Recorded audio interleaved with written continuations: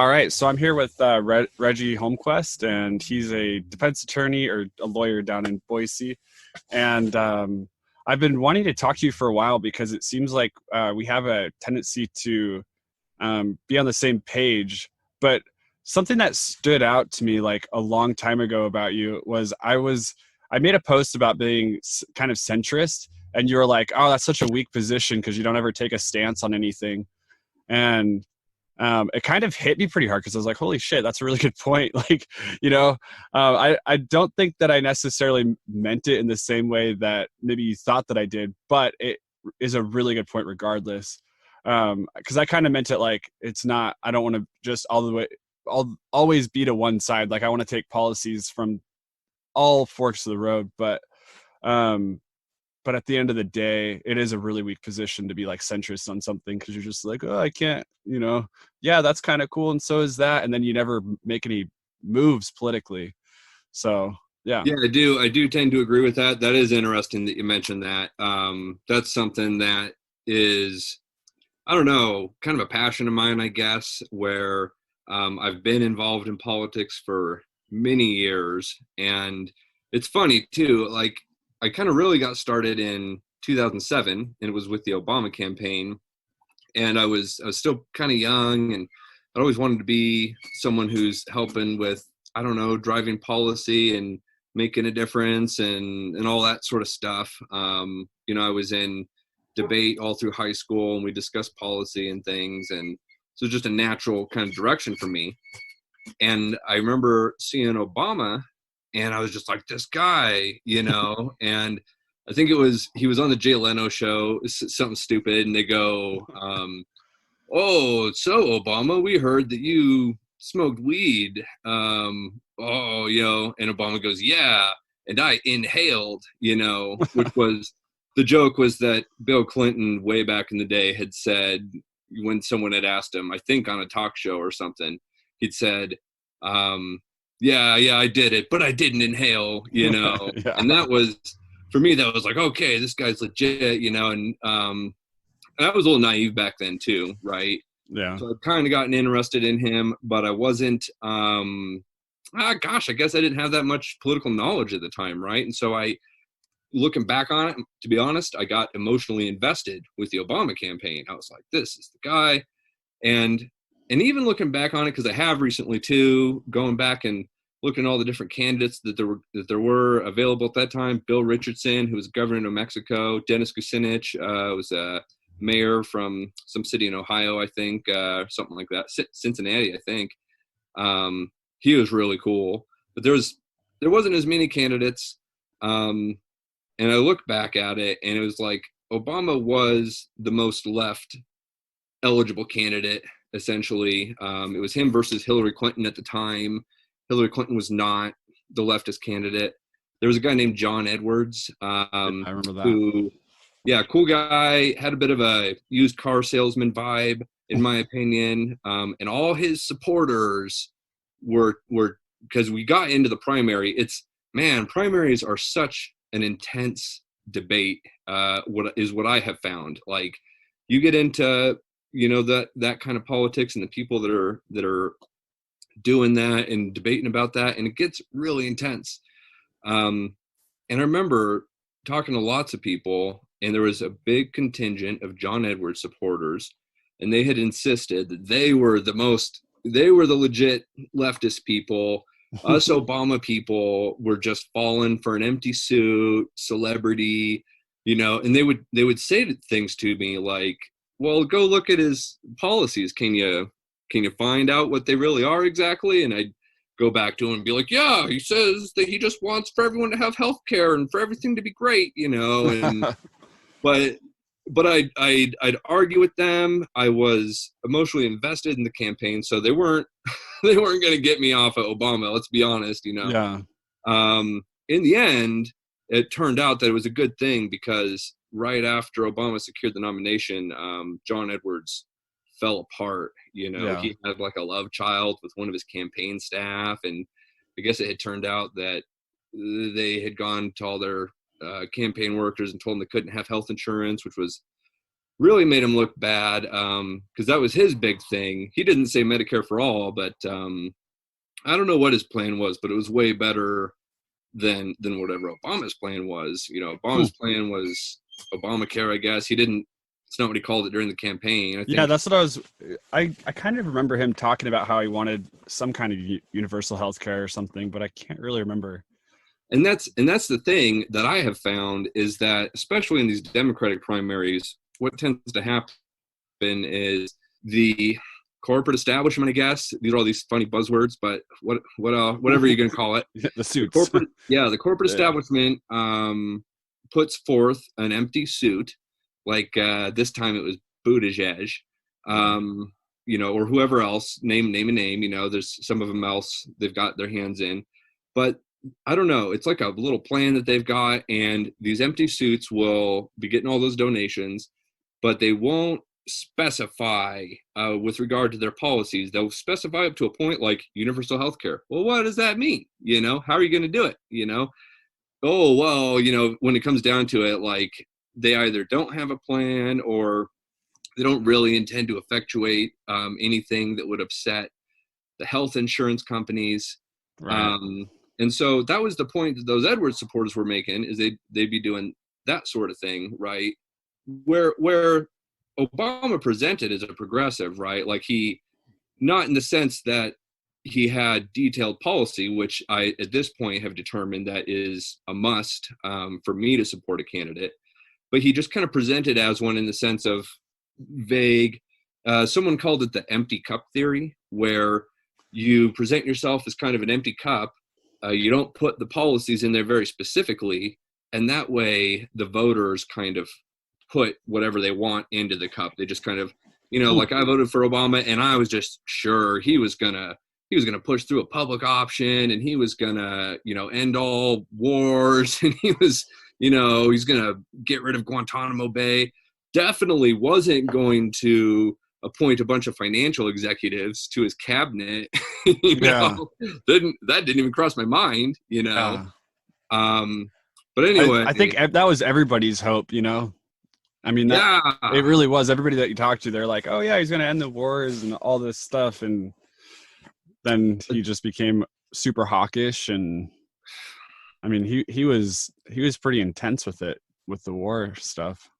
Yeah, I mean, all the increased drone attacks and I guess the Syria thing, which maybe there's some argument for that was a good thing to do, whatever. But he wasn't a dove; he was definitely a hawk.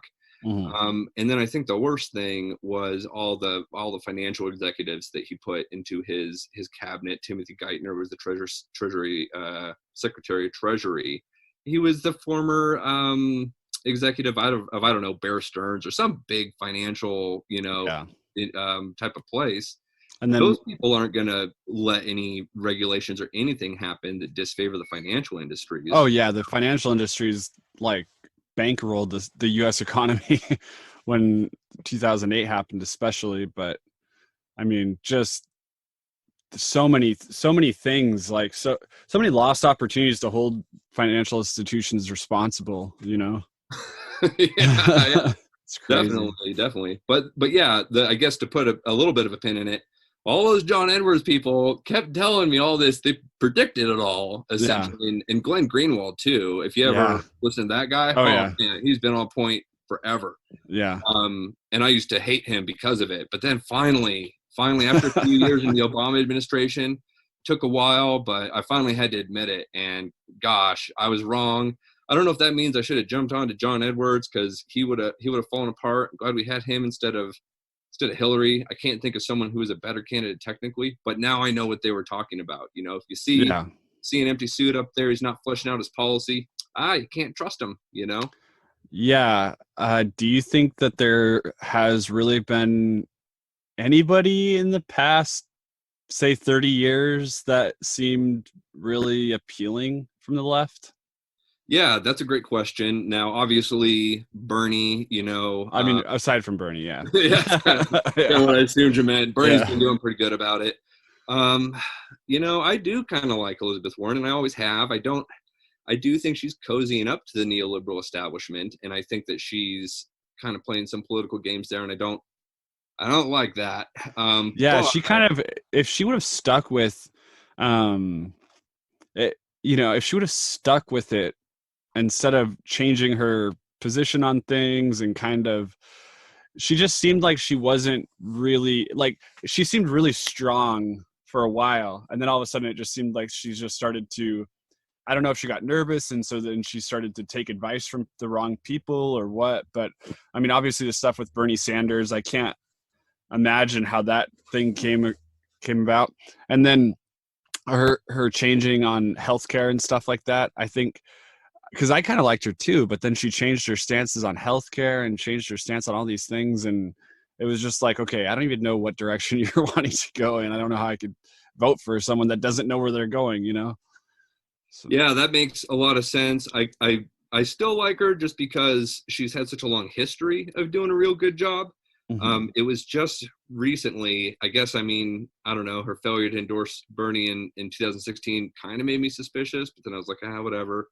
And then in 2020, or whatever, the most recent primary that they were doing, yeah, it was her embracing Medicare for all, but then she did pull back from that, and she started using other language like universal Mhm. health care and public option, and that's, in my opinion, kind of the neoliberal secret signal for you're not really getting you're not really Yeah. getting this stuff. Um, and yeah, maybe she made a political calculation. It was that either she was going to win or Bernie wasn't going to win. And if Bernie wasn't going to win, she'd rather maintain her friendships and stature within the neoliberal wing of the party. And so that's why I haven't seen her endorse Bernie now. She'd rather continue to be friends with those folks, because if she latches on to Bernie now, then Bernie doesn't win, which, I mean, who knows what's going to happen, but it's not looking the best for him. Well, right now it's not like, I don't even know what's going on anymore. It's like, Well, yeah, things are crazy now. yeah, Yeah, which I can't believe that they held the Wisconsin I primary know, it's today, so and crazy. Biden's out there telling them all to do it. There's going to be a huge uptick in COVID cases there here in 2 weeks, is what I'm going to guess. Yeah. Um, but yeah, no, Elizabeth Warren's good, except for just her recent stuff there. And I will say, if there was a point during that primary where I really thought that she had the opportunity and the chance to win, over all others, I might have jumped on board with her, because I didn't, Yeah. I'm not that stuck with Bernie. I just want a leftist progressive to be the nominee one time ever. Um, but as for the last 30 years, the only others that I would say is Howard Dean was pretty good back Mm. in 2004.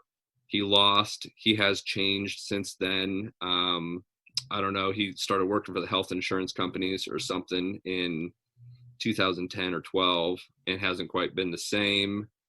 Um, and after that, it does start to get pretty tough.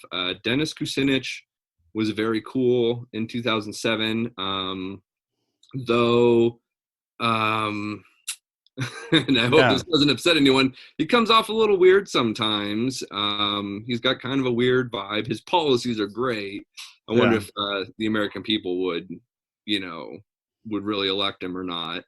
Um, but that's just in terms of people who run for president. In Yeah. terms of people who could run for president, that'd be cool. Russ Feingold was super cool. Hmm. Gosh, if Al Franken hadn't had that situation happen with him, he could have been the guy.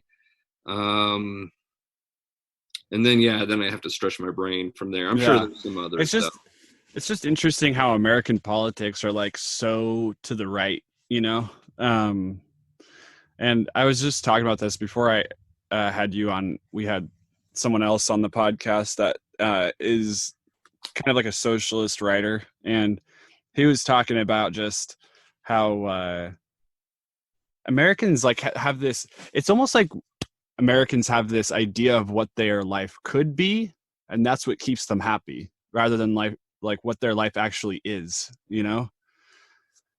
Yeah, that's like that old John Steinbeck book. Can't remember what exactly it is. Something like every libertarian is a temporarily embarrassed millionaire or something like that. And then I guess they've done studies too, which anyone can pretty much Google and find, which show that apparently most people really do think that they're going to be millionaires. Right. Yeah. Which kind of blows my mind. Like I'm a lawyer and I make pretty good money, and maybe I'd be a millionaire. Kind of not seeing it, not even something I'm really trying for. I guess if I had saved up all my money, but Yeah. but yeah, I guess people think that according to the studies, and I don't know, but I do certainly agree with you. This country is way more right wing than all of the other, industrialized countries. And yeah, I don't know why. That might have something to do with it. Yeah, I wonder if it's just the media, It's like even like the left-wing media is still not progressive really. I mean, like they'll pretend like they are. And it's kind of funny too, because Republicans or people on the right, they tend to think that the left-wing media is like, oh, they're so crazy and progressive and pro-gay marriage or something, like, so they're crazy left. And it's like, they're still so corporate shill, not really trying to push a true progressive agenda. Obviously, I mean, you saw how Bernie Sanders was treated this entire time. It was like he would be winning and they would somehow just manage to not say a word about him. Yeah, you're absolutely right there in my opinion, and I will make a distinction. So yeah, the corporate leftist media, which is definitely MSNBC, and if you consider CNN leftist, I never have, but they are corporate, and they're not Republican like Fox News. Those are, pardon me, those are all the cable news channels, which seem to have a ton of influence. Mm-hmm. Outside of that, then I guess you're looking at newspapers like New York Times. Everyone says is liberal. I've never viewed it that way. Just Right. seems like, to me, it just seems like they're just reporting the news. I don't know. But whatever other newspapers are kind of out there, big ones. And then like, I don't know what else I would put into that corporate news, corporate leftist news sector. I only put New York Times in there because I don't know, that seems to be the prevailing thought pattern of folks today. I think it didn't used to be like that. I think right wingers just started calling it leftist, and then eventually, it's kind of weird. Now everyone does. Yeah. But all those things are kind of a corporate sector that do all those things that you're talking about and more, and really, in my opinion, alter their news coverage in order to favor kind of corporate centrist candidates, disfavor anyone who's going to bring about real change. Yeah. But there is a progressive leftist media. So like Glenn Greenwald from The Intercept is very amazing. Jeremy Scahill, who is now apparently at The Intercept, is also amazing. I read his book on Blackwater over a decade ago. He's an amazing investigative journalist. The Young Turks do a pretty good job. And I really like those Chapo Trap House guys. They're probably kind of controversial, but I listen to them. I do too. They're awesome. Funny. Yeah. Yeah, I know. There is some. It's just not nearly as powerful as the cable news media. Right. Yeah. No, I mean, the Young Turks is. It's interesting because for as much influence and as much viewership that they have, they're still always going to be viewed as like a YouTube channel, which for our generation doesn't matter, but for like maybe the older generations or something, it's like, yeah, but they're just a YouTube news channel. It's not that, and that's kind of like this weird analysis, I guess, that mainstream type people have.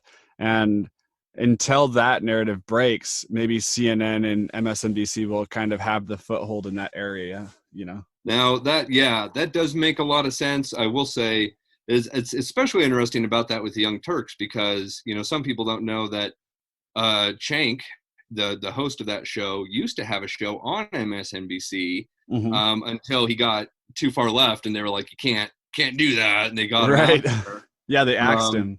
And yeah, he so wasn't they even can't get. saying anything crazy. I mean, it's not like he was saying controversial things. He just, but No, he was just not towing the corporate line specifically, and so they won't tolerate that. Um, some others, I think that's happened to also, but yeah, I think that and oh, there's one other thing I was going to say is because we're talking about leftist media outlets, and so as I think of them, I want to be like Democracy Now! Is a very amazing one for anyone who hasn't oh yeah, yeah, listened to yeah. Democracy Now! with Amy Richard Goodman. and Richard Wolff. Isn't Richard Wolff isn't he part of Democracy Now, or does he just get featured on there sometimes? He might just get featured on there Oh, sometimes, okay. but I couldn't say for sure exactly. I don't listen to it or watch it all the time, but I do view them as credible, and I would direct anyone to them for sure. Yeah. In NPR, I think might be getting a little bit more not the way that I like. They're pretty good, but they're Yeah. a little bit more in the vein of not like MSNBC or anything, but maybe kind of New York Timesy, where they've got a Yeah. sort of centrist consensus model that I think maybe they're not purposely buying into it. But anyway, I think the point that you make is interesting and solid, which is that um, we're all listening to these independent YouTube channels and podcasts and yeah, I guess I don't think I consider myself mainstream. I don't think consider you mainstream or most of the people I know or anything like that. Very few people that I know are sitting at home watching, Joy Reid on MSNBC or whoever else is on there. I think like for me, if I'm watching a video from, I'm trying to think of an MSNBC anchor. I used to be able to name them all, and I got Yeah. away from them because I got sick of it. I can't even watch it. I can't either, man. It's gross. You see them just kind of Yeah, exploiting themselves, and it's just so obvious that they're just reaching. And it's unfortunate because, I mean, they have the power to be a really great thing, like they have the power to really stand up to the system or whatever. But I mean, they are the system, I guess. But it's like when you hear some of the stuff that they say is so biased and so clearly biased, and I'm biased, I mean, like I'm clearly pretty left and, but it's like, I don't know. It's interesting. Uh, I would say MSNBC might be worse than Fox with their bias. Yeah. ooh, It's a big claim. It's a big claim. Might be a testable claim though. I don't know how, but I mean, like, there's people on Fox that actually, like, I don't agree with their angle, but they're actually looking at it honestly.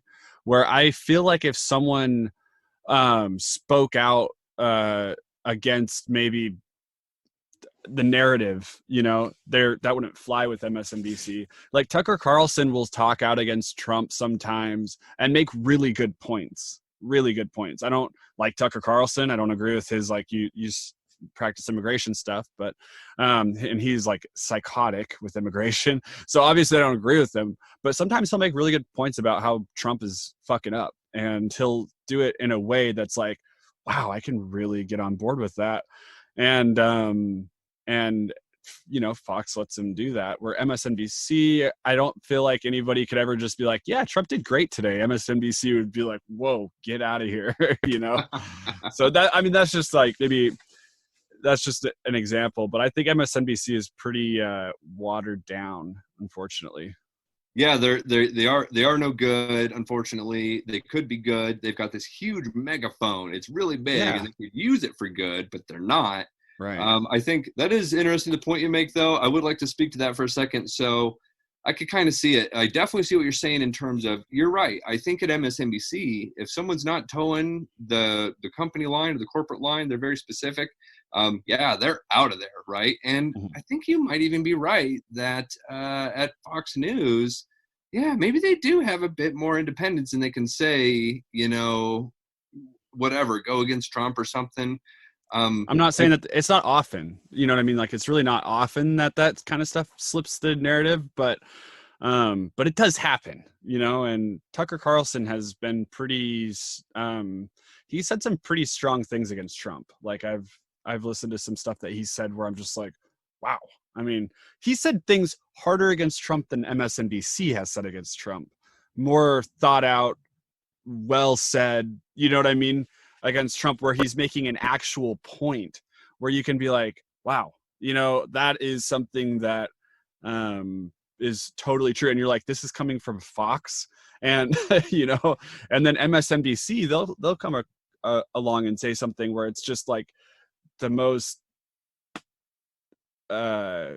I don't even know what a good word would be. Seems innocuous. Yeah, it's just not really like, it doesn't have any real solid, it's not fruitful, it's not a real good representation of the issues that we're seeing with Trump or something. So. Yeah. Well, and the other thing too is, so I will say I'm slightly persuaded, but not fully persuaded that MSNBC is worse than Fox. I think worse in some areas, in that kind of specific area you're talking about. When I look at Fox, I mean, I think they're much more powerful, 2 or 3 times as powerful, and they've been doing this for a lot longer, decades. And I think, there's a lot of things I think, but what you're talking about reminds me of kind of a similar thing that I've had thoughts about as well, which is essentially this. So I think the difference that you're talking about between MSNBC and Fox is actually similar, kind of analogous to one of the differences between the Democratic Party and the Republican Party, right? So what I have found over my many years is that in the Democratic Party, change only ever seems to happen from the top down. The people at the top tell the people down there how it's going to be, and the people down there just kind of, but then eventually, okay, it's happening right now with Biden, Right. Whereas in the Republican Party, maybe they try to do that a little bit. They'd like to if they could, but it just doesn't seem to work that way as often as they would like. At least a good chunk of the time, there's change that happens from the bottom up, and I don't like the change that happens, it's not good change. I wish it wasn't like, but man, there sure is something to be said for the possibility and the idea that the people at the bottom, can speak up to those people. And some examples of that are, number one, Trump, right? When Trump came in, those people at the top, they did not want him. Yeah. And I don't know if you remember all the media, but it was piling on him. And so those people at the top were doing everything they could, but like I was saying, didn't work, the people kind of at the bottom, they wanted Trump, I guess, and he won, and he's up there and he did it. Another example is the Tea Party. That's back in 2010. Yeah. That happened from the bottom. All the politicians were scared of the Tea Party, and they did a lot of stuff. They actually got a lot done. If you go back and look at all the stuff that happened because of the Tea Party, it's amazing. Mm-hmm. Whereas if that sort of thing happened in the Democratic Party, those people at the top, they have very firm control, and they would laugh at us. Kind of like how Obama's chief of staff in 2011, Rahm Emanuel, he said that it's not a nice thing to say, but he said progressives are fucking retards, is what he said. I hope that doesn't violate any FTC rules here. And that was Obama's chief of staff, right? That's insane. It is insane. That's not how coalition politics are supposed to work. If you do that, your minority coalition partner's not going to vote for you anymore, and you're going to lose. You're going to get Trump, Yeah, it's interesting. I wonder if it's like, I wonder if it's kind of like a virtue signal thing, like the people on the right, the more hardcore Republican you are, the more American you are, the more you say like Second Amendment and no Mexicans and whatever, the more extreme you get, it's like the more American values you have. I'm just trying to go back to the old days. And with the left, it's kind of like the more progressive you are, it's almost like antithetical to that, and in a way, it's almost as if you're going against the American traditions and all that stuff. And it's kind of the idealistic view of it, anyways. But and so I wonder if that's like the people on the left can't really fully get on board with the changes because it's trying to create change, whereas the people on the right, the people on the right are all just kind of like yeah, we want to be Americans, red, white, and blue, whatever. You know what I'm saying? Yeah, and I am feeling what you're saying. I think one thing is that so progressives by nature are trying to from to simplify it, they're trying to change things, and Yeah. they've always been trying to do that. And I think you're right to say that the Republicans and the conservatives seem to have an idealized view of, I guess, the 1950s, or Right. pick a time, but it's not now. It's in the past, when all the racism was much more rampant, and fathers were all the heads of households, and they told their wives what to do, and the wives didn't leave the house, and there was the draft. Everyone was in the military, and so kind of some stuff like that, Yeah. and sorry, let me catch my train of thought there. So yeah, so that's that. The Republicans are trying to go back, which does make it easier to them to be like, this is what America's always been about. The progressives are trying to change. Though at the same time, you can also look at those progressives and you can say, well, hold on. America's always been about progressivism too, if you think about it. Like the Civil War was fought over slavery, in my opinion, and I think that that's kind of a progressive change. If you're in society and you see slavery happening and you're like, whoa, we got to get rid of this, then gosh, I consider you to be a progressive, right? And then another really good example of that, and it's almost wiped from the history books, is the thing. But we actually have a very proud history of socialism and workers' rights and workers' movements from the 1920s, maybe the 1910s. And I think you even see that up through the 1930s and 1940s. The Green New Deal, or the New Deal, I mean, and Yeah, the New Deal yeah. is definitely a more mainstream version of it, but like there was a lot of pretty intense stuff that happened. Didn't I they mean, have? There was a socialist party up until the 30s, I think, right? And yeah, wasn't there a president that ran for office as a socialist and yeah, I got a don't pretty know. good vote? I can't think of his name. I know Teddy Roosevelt ran in the Bull Moose Party, which I don't know if was specifically socialist, but it was a third party, and I think it was basically based off workers' rights. There was a credible workers' rights socialist party when FDR became president and enacted the New Deal and all the other things that he did, which was a lot of good stuff. One of the things that he did, and this might be common knowledge, but he kind of told all the capitalists, like, hey fellas, your capitalist ship is burning and it is about to go down and crash and burn. You'll be done. There's these socialists over here. They want everything to be totally, completely socialist. FDR, I'm here in the middle. I'm preventing that from happening to you. So you should probably get on board with the New Deal instead Right. of straight up socialism, Yeah. But there's so much history to it that it's just not in the history books, for some reasons which I could go into. But I think one of the things that happened especially is that there was the Red Scare, essentially. Mhm. So up into the 30s and 40s, you got having pretty powerful workers' rights movements and socialists and stuff like that. And then I don't know exactly what caused the Red Scare. Maybe not a huge history buff on that exactly, but I do know that there was a Red Scare, and it had basically become this American idea. It was Maybe just it's the war in Russia, wasn't Vietnam. it? I guess it was Russia. Yeah. We had a Cold War, and I couldn't say for sure how that started or anything like that. But yeah, I mean, there was a lot of American propaganda against communism and socialism, and it's all the same thing. And so you kind of end up with that.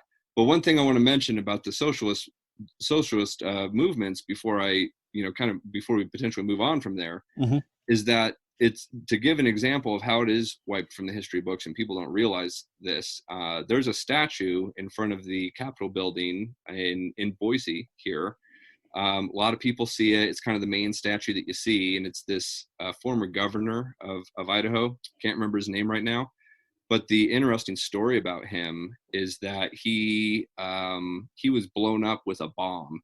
And what happened, from my understanding, is that there were workers' strikes that were happening, and the employers didn't like this.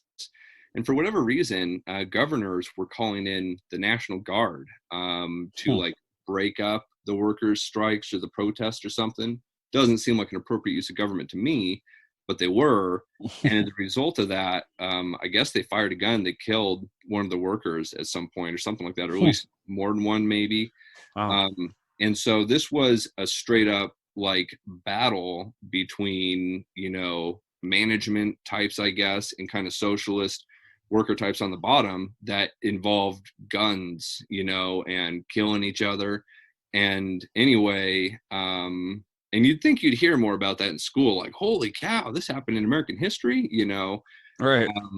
but yeah, one day someone mailed the package to the governor's house or whatever, and he went and he opened it up. It was a bomb, and that That's was that. crazy. Yeah, and that was their revenge, from what I'm to understand, Yeah. for having called in the guard to break those strike workers. And that's just a piece of Idaho history there too. Right.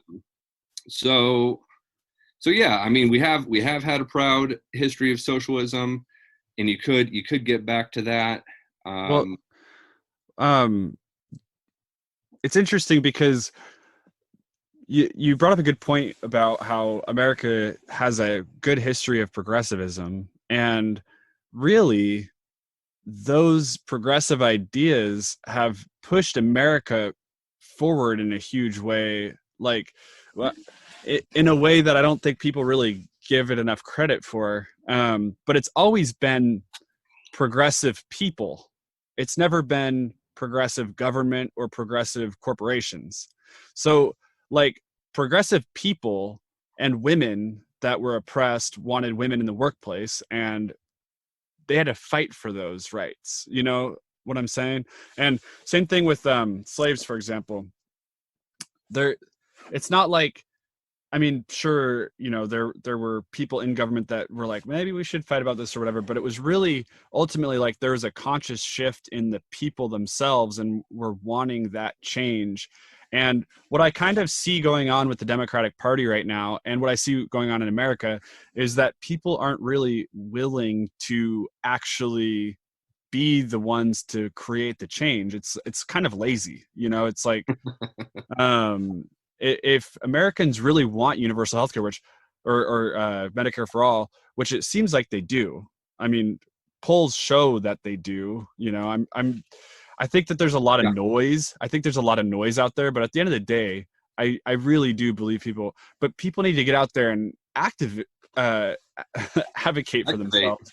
Yeah, and it just doesn't really happen anymore. It's not. I just think maybe things are like just easy enough to where they're not willing to fight for change. But it'll be Well, interesting to see if that doesn't change here soon. it's talking about it and thinking about it reminds me of a sort of overarching theory that I do have. And this is something that I put together in undergrad. I've read a lot of philosophy and political science books by a lot of different folks. One of them was leftist thought. It's called Achieving Our Country, Leftist Thought in 20th Century America. It's by Richard Rorty, who's like the great grandson of FDR or something like that. And a lot of other books too. But basically, it just goes like this, which is, in America, we used to have very proud progressive tradition. We the progressives were powerful, right? That's from what I can see. And so looking at that, what you find is you've got two types of leftists, right? You've got political leftists, right, who are the people that they're kind of squares, but they always show up to vote, and they're maybe like they're all working in offices or something. I don't know, but they're just political leftists, right? And then you've got another group of folks, and in the book he calls them cultural leftists, right? Cultural leftists are very interesting, and I consider myself to be a cultural leftist. I think you're a cultural leftist. I don't want to label you or label other people or whatever. Just it seems that way to me. You've got a thing in the background there, a tapestry, with some mandala stuff. Well, that's something a cultural leftist is going to have in his house, in my opinion. Like, the first time I met you, we were at like a hippie festival. Cultural leftists are like, hippie people, and they Yeah. shop at Whole Foods and they meditate and they do yoga, and they're always trying to better themselves. They're, for me, my favorite type of people, and that's why I fall in with that group. I really like them a lot. And I think you know what I mean when I'm saying cultural leftist there. Yeah. And and so And when I the would agree with you. and so when the cultural so when the cultural leftists and the political leftists were united, they were a very powerful force. And you can see that by looking back at video from the 70s, for example, where the protests were massive, Right. and there's some other stuff that adds to that, which is that there was a draft, which was a thing that was really easy to protest against, and there was a abortion that was illegal at the time, and they really didn't like that either. Though, to be fair, I think there's some pretty good things worth protesting these days too. I mean, holy cow, if you look at who's in office and yada yada, all the war that's going on too, and I could go on. But anyway, just And saying. I mean, also just the crazy evangelical movement that's coming across the country right now. I feel like that's a huge, I mean, I don't know if that's worth protesting, but I feel like women's rights are being, it is worth protesting. Women's right, they're trying to like roll back the clock on women. They You know? just passed a law in Idaho, Oh yeah. outlawing abortion, and I guess it technically says if Roe v. Wade is overturned, then automatically abortion will be illegal in Idaho. But they're doing that stuff. I absolutely agree. If it switched over and it actually was illegal to have abortions, I think that people would rise up like crazy. It would be nuts out there. Um, but yeah, I do think there's things worth protesting today, just like there were back then. So I don't think that the reason that you see massive crowds from the 70s at protests, a lot of it was just because of those issues. I think it's because the political left and the cultural left were united, right? Mm. What Rorty says in his book is that at some point they did the opposite. That they divided, and the cultural left actually broke away from the political left and quit being political, decided they didn't like it anymore. There's, you could have some different reasons for that. Rorty's theory is that basically MLK got assassinated, then JFK got assassinated, and then RFK got assassinated. And those were the three big cultural leftist heroes of the time. And I think there was an attitude, or according to Rorty, there was an attitude of, well, they're going to kill any of the good ones. And so what's the point, And they checked out, and the prevailing attitude among cultural leftists became that all politics is corrupt. Yeah. All politicians are corrupt, which I feel I'm on that, but it's, I think there's more to it. Yeah, I do too, but it's like I had this conversation with my wife recently because she and I'll let you totally get back to it. I don't want to. I just will forget, but Yeah, you're fine. but yeah, my wife and I had this conversation because she's like, "Oh my gosh, Bernie Sanders is getting screwed over in this election again. Like, I can't do this again. If this happens, I'm not even going to vote." And I was like, "You still have to vote, because I don't want to be the people that just get trampled over and then I mean, Trump is still worse than Biden, in my opinion. Biden's bad, okay, but Trump is still worse than Biden. At least Biden will, even if he's a corporate shill, all of that, at least he still wants women's rights. At least he's not a sociopath. Maybe he is, but that's arguable, I guess. But it's like Trump is so unhinged, and he's just always pandering to the evangelicals. And he went to that abortion rally or anti-abortion rally, and I mean, there's just all these things, and it's like I see what you're saying right now. I have a lot of friends that have the same thing where they're like, I don't want to be a part of politics because it's so corrupt, it's so flawed, and it's like, that's why nothing's changing, Yeah, I think so. And I think, yeah, because the thing is if all the good people, who don't like corruption aren't going to be involved in the system because they think it's corrupt, well, shit, the system's just going to be corrupt. It's going to be probably get more corrupt. You're not going to be able to fix it that way. Exactly. And yeah, kind of like law, actually, like just your career, it's similar to that. It's like if the criminal justice system is flawed, what are you going to do? Stand out here and bitch about it? Or are you going to get involved with the criminal justice system and try to hopefully instill some change? There has to be the people in there trying to work from the inside and in moving that needle a little bit. You know, it might take a long time, but similar to slavery and women's rights or whatever, nothing happens overnight. So yeah. Yeah, it's definitely a long haul. It's though I will maybe contradict you a little bit, which is one thing that I've found in politics is that there tend to be weird political moments, right? So it's like you got to push for the long haul. What I tend to do is I try to reserve my energy when change is less likely. So I'll still be there, but I'm just kind of reserving the energy. I'll say things every once in a while, whatever. But then there will be a big wave come through, right? So Occupy was the wave. You know, all of a sudden there's this huge opportunity for political change, and it might even happen. Didn't quite work out, but I got real involved at that time, right? Then I'm kind of chill. And then Bernie campaign happens out of nowhere. You know, I never thought that. I'd been watching for years. I loved the guy. Didn't think that would happen. Saw that happen. Oh shit, better get involved. Oh, you know. And then another example is, this crazy crisis that's happening. What a crazy political moment this has been. Because they were doing all the stimulus packages, and maybe they'll do another one. I don't know.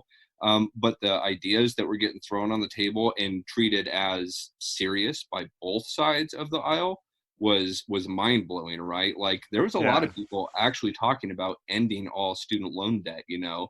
And then there's they actually did, you know, pass legislation. They're going to send a check for $1,200 to every American. That's Yang bucks. That's universal basic income. that was crazy. I mean, like I was just talking about this with some other people, but if Trump wants to become a socialist and put out, you know, universal or Medicare for all, which he has slightly mentioned that, but if he wants to do Medicare for all, I'll let Trump do it. I don't care who does it. You know what I mean?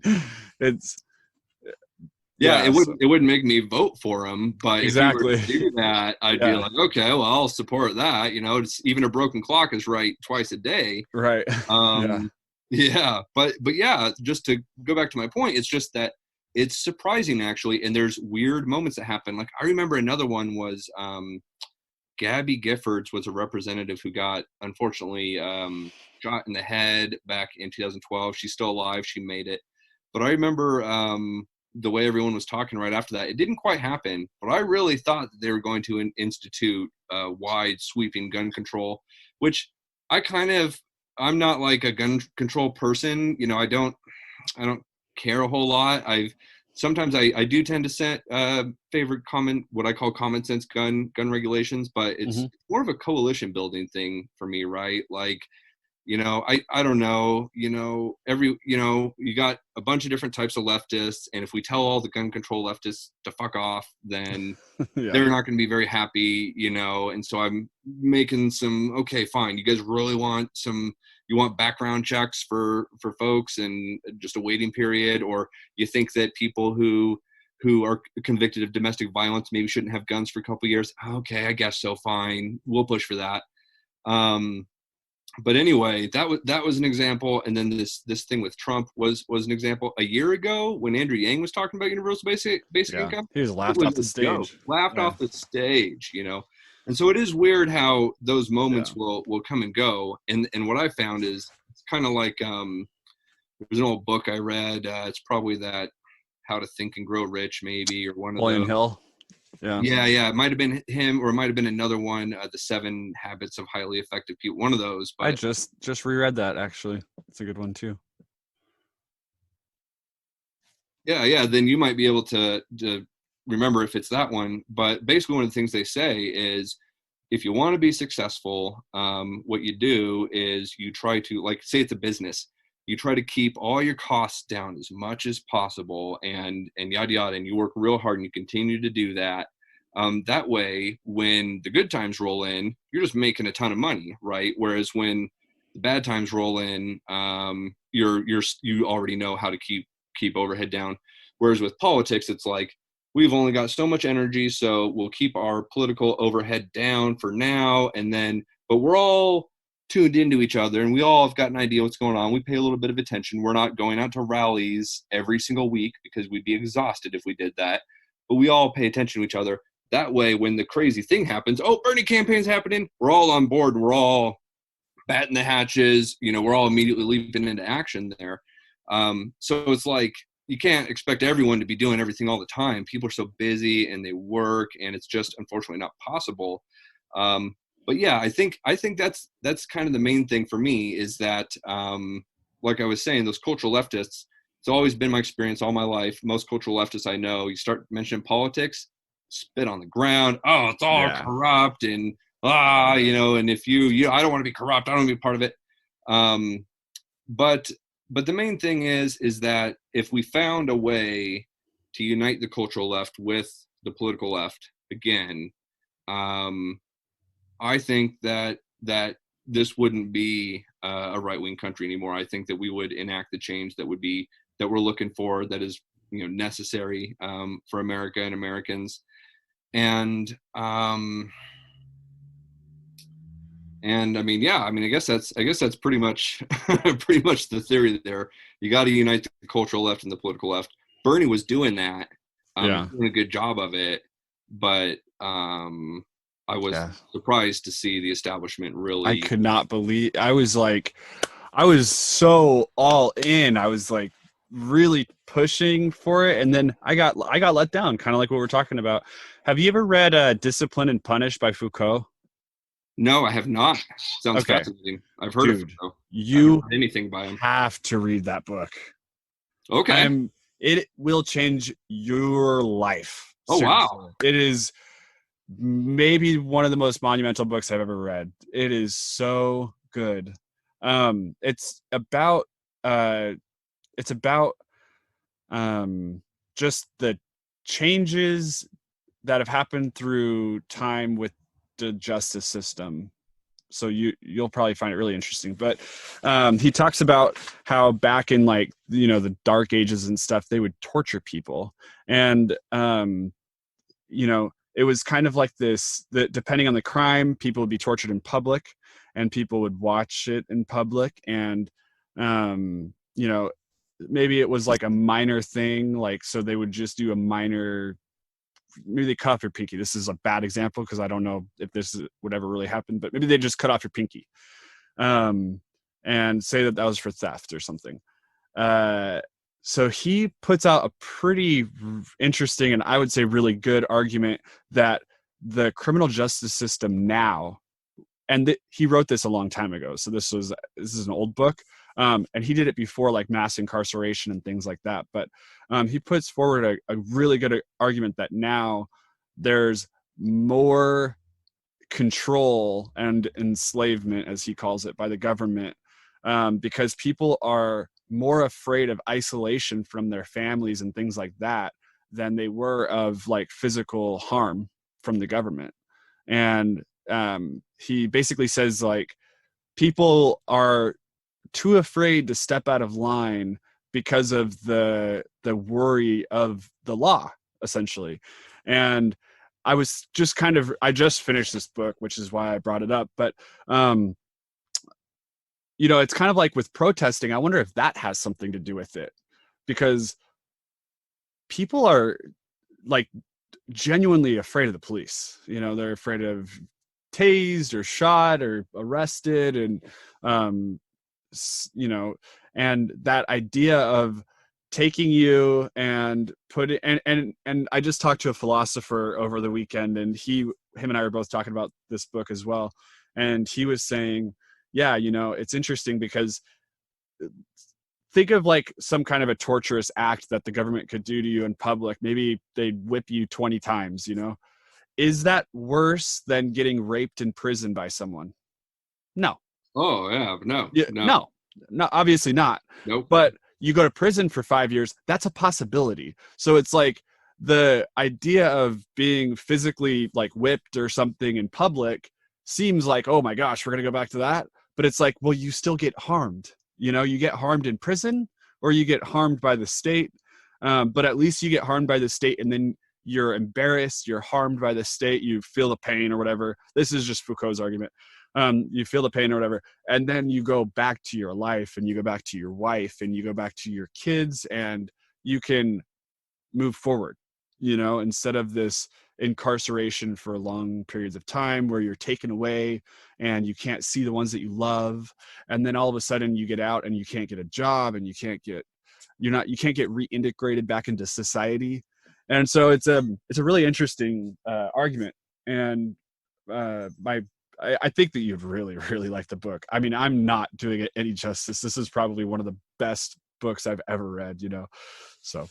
Yeah, well, the one thing I'll say about that is it does sound like a fascinating book. I do want to read it. It sounds relevant to my practice, and so I like to, to get smarter and better on that sort of stuff all the time.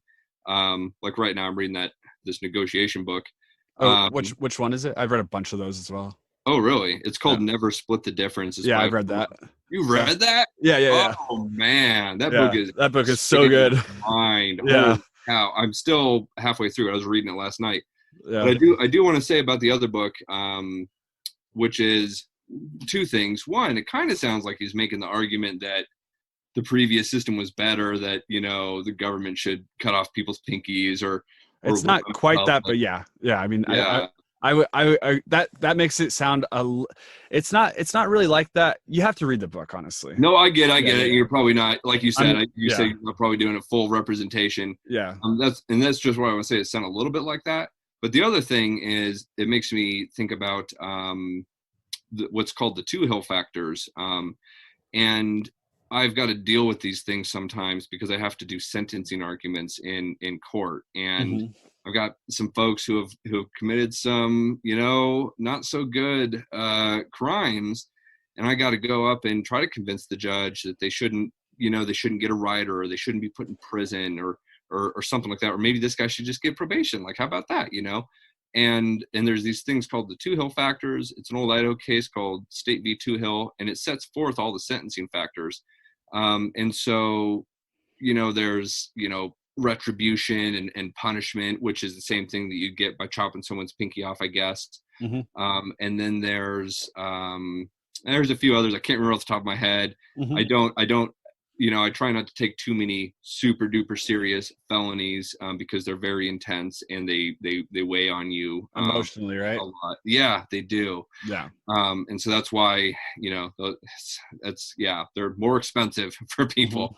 But when you do, and when you really have to go to bat for someone who's committed such a bad crime, you talk about the two hill factors, and then one of them is, and these are the factors that the judge is supposed to weigh when deciding whether to sentence someone to prison. One of them is actually protection of society, right? And so I think that would be the interesting argument in terms of, does it make sense to put people in isolation and something and this and that? And I think a lot of times probably not, is my personal opinion. It seems like we do that way more than we need to. But then sometimes there are some people that, I guess if they're out there just going to hurt people. Yeah. So I have a family member who he was a rapist, and like raped several people, and is in prison for life, and should be. You know what I mean? It's like, it doesn't get any worse than that, in my opinion. I mean, should be, or I don't know. Never mind. I was gonna go extreme, but there's a lot of bad crimes out there for sure. Yeah, and I highly recommend this book, though. I have a feeling. I mean, I would love to know just what your thoughts are on it. This philosopher guy, who I really, really, really admire, recommended it to me, and it just changed my whole perception on stuff. I'm not. Yeah, really, I'll have to check it out for sure, and then maybe I could even read it, and then we could do this again, because this is pretty fun. I like this, and then that'd be interesting to read it, and then come back and really go into it. Yeah, that way I'm not butchering it to you. This is like one of the greatest philosophers of the recent century. So I'm curious though, what do you think is up with Trump? Like, how is he able to like get all of this cultish following, Ooh, yeah. Yeah, I was talking with my wife about this today, and oh yeah, I told her that I never saw it coming. You know, Right, me neither. I really didn't. You know, Yeah. it's pretty wild. I'd never seen anything like it. I guess off the top of my head, I guess he's a little smarter than I thought he was, and I think he's doing all that stuff on purpose. I guess, and he's got some sort of brain in there that's doing some It's like stuff. an evil genius brain, you Yeah, know? It yeah, really is. It's really weird. yeah. It is. And then the other thing is, I don't know. It's maybe it's mean or something, but I keep thinking about that movie Idiocracy lately, and that's kind of what it feels like to me. It feels like it doesn't, these cultish followers that are following Trump. I don't think that they're thinking. I don't think they're thinking.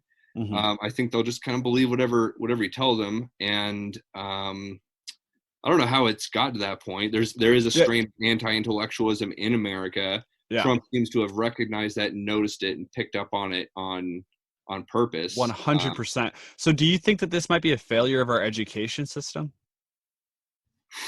I don't I don't think so. I don't think it's a failure of the education system. Uh, I think it's a failure maybe of people to get educated, you know. I think there yeah, are also educated conservatives who see what's going on and maybe don't like it, but also like that he's doing things that they money. want to happen. Well, certainly the money, and then Yeah. also I saw a list today of all the things that Trump has done in the midst of this crisis, which by the way, if you ever get a chance to read Shock Doctrine, The Rise of Disaster Capitalism by Naomi Klein, highly recommend Oh that. man, I just read a Naomi Klein book too, but I haven't read that one. But I just read her global Her warming logo. one. What? What is it? She has one on global warming. Oh, okay, okay. Her Uh, first famous one was No Logo. I haven't read the global warming one. Uh, I'll look it up right now just because it's really good. I mean, very, very, very well written book. And I had never even heard of Naomi Klein until I heard this, but yeah, so um, then you know how good she is. She's amazing. You yeah, it's called my Audible is a little packed. This changes everything is what it's called. Oh yeah, I heard about that one. I should read that. Pretty good. But that shock doctrine is so fascinating and talks about in details so many examples of how when certain crises happen, Yeah. it's become general political knowledge that if there's a crisis going on, you can actually push through a lot of political change and people almost don't even notice because the whole populace is like in Yeah. shock, you know? That's what I mean, I feel like he's figured out a way just to constantly keep people forgetting what he did yesterday. You know, he'll just on to the next crazy, unbelievable thing. And he does this thing where he could, like tomorrow he could say, you know what, we're gonna kill all brown-eyed people, and then people will be like, what the hell? And then the next day he'd be like, I know that sounded crazy, but wait for this. Yeah. And Well, and that I actually think is a very specific propaganda technique. And yeah. if you research some history of propaganda, especially not to always go there, but Nazi propaganda is, I think, the biggest, sort of example for people to look into. We could And also just say, just instead of that, just yeah, we could also say Mussolini. I mean, because everybody says Hitler, and then everybody's like, "Oh, that's so inflammatory." But Mussolini and Trump are just like each other. Have you ever watched Mussolini? He moves like Trump and talks like Trump and everything. And really, yeah, I'll have I to mean, look into Mussolini because I he don't, was he was a fascist. It's not like fascism in that era. Hitler wasn't the only fascist.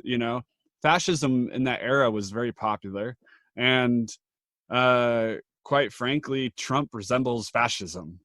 oh yeah, So oh he it's certainly does. yeah, And he when you're fascism is all about trying to shut down the other side's narrative. And that's all he does is just fake news, discredits the news, tries to make people have distrust in the system, tries to make everything look like a conspiracy. And that's what fascism is all about. Yeah, and I'm not a super expert on fascism. I've been learning more about it since Trump got in Yeah. office. Beforehand I never thought this is a thing that I need to learn about because this could happen in America. But now I'm like, oh shit, I got to get researched on this because this shit is real. Um, but let's see, what was I going to say about that? Just that, oh yeah, the propaganda technique that I just wanted to mention, which is the one you mentioned. Some of them for sure. I think proliferation of conspiracy theories is a fascist propaganda technique. And then just in general, pushing out two things. One, pushing out tons of disinformation. However it is that he does that, I guess he's got his propaganda networks, and they just do that. In fact, I keep an eye on some of them. I'm a member of a group called Donald Trump for President or something like that, and I watch the things that they put on there. It's insane. There's every other day there's an article about how Nancy Pelosi is about to get arrested or something, which I don't like Nancy Pelosi, but the idea that she's going to get arrested is ludicrous. Yeah. It's obviously fake news, and there's a bunch of it that goes on there, like Ilhan Omar's married to her brother. Just like they just make up whatever. And so Have you that's, ever heard of QAnon? oh God. Yeah, Oh, I have a visceral reaction to that because I it's know. so It's so disturbing and ridiculous. disgusting. Like I don't two know. birds fly across the sky, they fly, and people wonder why, and then they interpret that into like some crazy story. Yeah, it's wild. There's another podcast called QAnon something, but it's Oh, actually guys. I don't know if you've listened to it, but they go no. to the QAnon rallies. They're not really QAnon people. They're like people like us. And they record it and they're listening, and then they comment on it later. And those Oh people are man, you've got to batshit send that to crazy. me because that sounds awesome. Yeah, it's pretty funny. I will send that to you.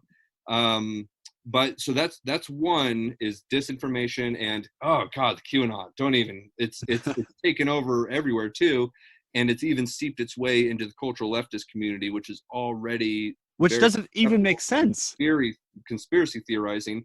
It does make sense because I think these propagandists are doing it on purpose. I think that they realize certain bits of language and things like that appeal to cultural leftists. Like, I Good saw point. one the other day. My buddy Stephen Mercado posted it, and it was like the Great Awakening, and everyone wants to think that there's a Great Awakening that's going to happen, and I don't know, maybe there is. I'm not.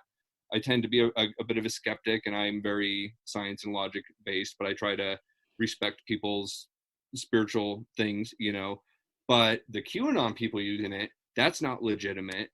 They're just using that as a buzzword Totally. to try to get cultural leftists on board. And since cultural leftists have been separated from political leftists for so long, the cultural leftists, not all of them, I don't want to be overbroad, but a lot of them kind of don't really know anything about politics. And that's fine, that's fair, and I get that. And if you haven't been paying attention, then what are you going to know?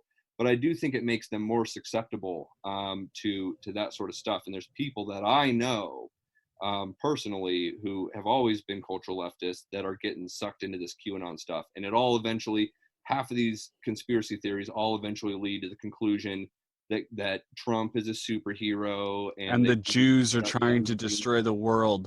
the That's Jews the are it's part of always it. Yep. anti-Semitic, and that's the thing that really bothers me the most about it, is because I have a lot of friends that are like what you're saying, kind of progressive hippies, and they'll push out these crazy conspiracy theories, and then you start to, like, they'll say something about Soros this and Soros that, and it's like, it's anti-Semitic, like, you guys don't realize that you guys are pushing an anti-Semitic, and the I've been thinking a lot, well, because we talked about this yesterday on Facebook, but I've been thinking a lot about these conspiracy theories lately, because it really concerns me, because Hitler read a conspiracy book.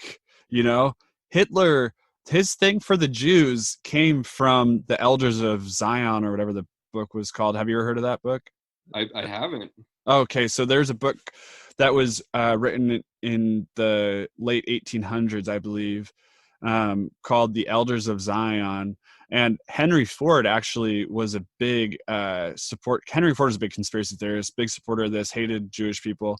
And he printed this book, and Hitler read it and like said that he like respected Henry Ford for pushing it out. And it was all about how these Jewish bankers were trying to take over the world and all this stuff. And so Hitler used that as ammunition for his goals.